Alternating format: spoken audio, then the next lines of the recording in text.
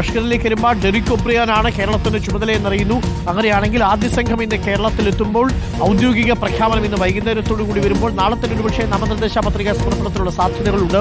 ഇന്നലെ വൈകുന്നേരത്തോടു കൂടി PV അൻവറിന്റെ വാചകങ്ങളിൽ താൻ മത്സരിക്കുമെന്നതിന്റെ സൂചനകൾ ഉണ്ടായിരുന്നു എന്ന് വേണം നമ്മൾ മനസ്സിലാക്കാൻ.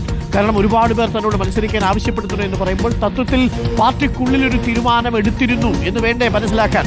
ഒരു ജനകീയ മുഖമുള്ള സ്ഥാനാർത്ഥി എന്ന മട്ടിൽ തന്നെ പ്രസന്റ് ചെയ്യാനുള്ള ഒരു സാഹചര്യമാണ് PV അൻവർ ഇന്നലെ പത്രസമ്മേളനത്തിലൂടെ ഒരുക്കിയത് എന്നല്ലേ കരുതേണ്ടത്?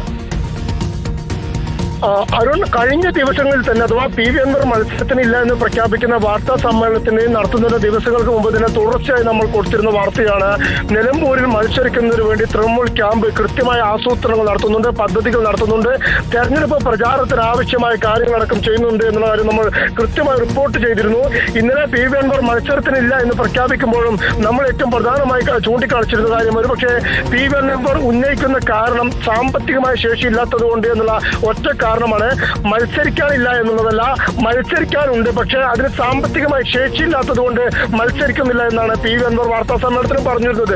അത് തന്നെ ഒരു കൃത്യമായ സൂചനയായിരുന്നു.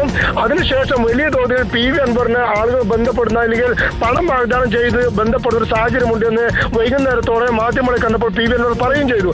അതോടൊപ്പം തന്നെ PV അൻവറിന് മത്സരിക്കാനുള്ള നിർദ്ദേശം നേരത്തെ തന്നെ തൃണമൂൽ കോൺഗ്രസ് ദേശീയ നേതൃത്വം നൽകിയതുമാണ്. സ്വാഭാവികമായും അതിൽ നിന്നൊരു പിന്നോട്ട് പോക്ക് നമ്മൾ പ്രതീക്ഷിച്ചിരുന്നില്ല.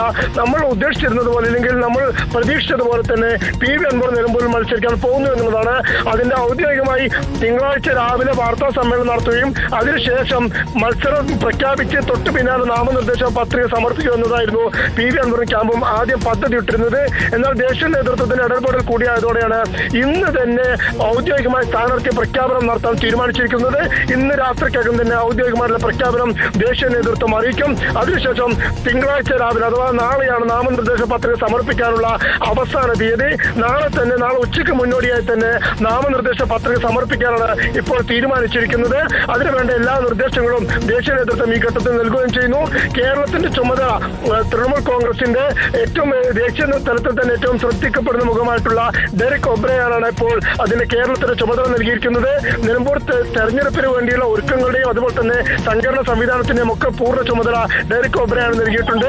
ഡെറിക് ഒബ്രിയാന്റെ പേഴ്സണൽ അസിസ്റ്റന്റ് ആയിട്ടുള്ള അദ്ദേഹത്തിന് ഏറ്റവും കൂടുതൽ വിശ്വസ്തനായിട്ടുള്ള ബോറിസ് എന്ന തൃണമൂലിന്റെ പ്രതിനിധിയാണ് ഇന്ന് കേരളത്തിലേക്ക് എത്താൻ പോകുന്നത്. ഇന്ന് കേരളത്തിലേക്ക് എത്തുന്ന ബോറിസ് ഔദ്യോഗികമായി PV അൻവറിന് പാർട്ടി അനുവദിച്ചു നൽകിയ തൃണമൂൽ കോൺഗ്രസിന്റെ ചിഹ്നത്തിന്റെ രേഖകളടക്കമായാണ് ഇന്നിപ്പോൾ കരിപ്പൂരിലേക്ക് എത്താൻ പോകുന്നത്. സ്വാഭാവികമായും എല്ലാ മത്സരത്തിനുള്ള ഒരുക്കങ്ങളും PV അൻവർ ക്യാമ്പ് പൂർത്തിയാക്കിയിരിക്കുന്നു.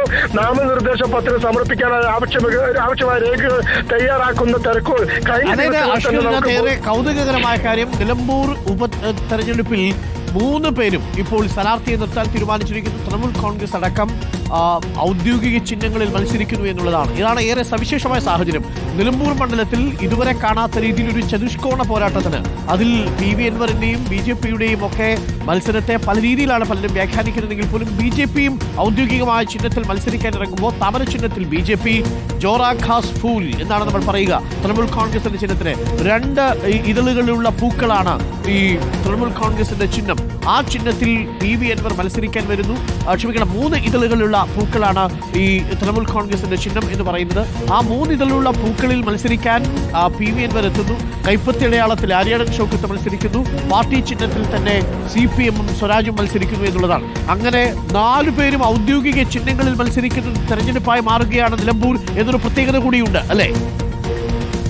അതും തീർച്ചയായും കൃത്യമായൊരു രാഷ്ട്രീയ പോരാട്ടമാണ് നിലമ്പൂരിൽ നടക്കാൻ പോകുന്നത് എന്ന കാര്യത്തിൽ യാതൊരു സംശയവുമില്ല.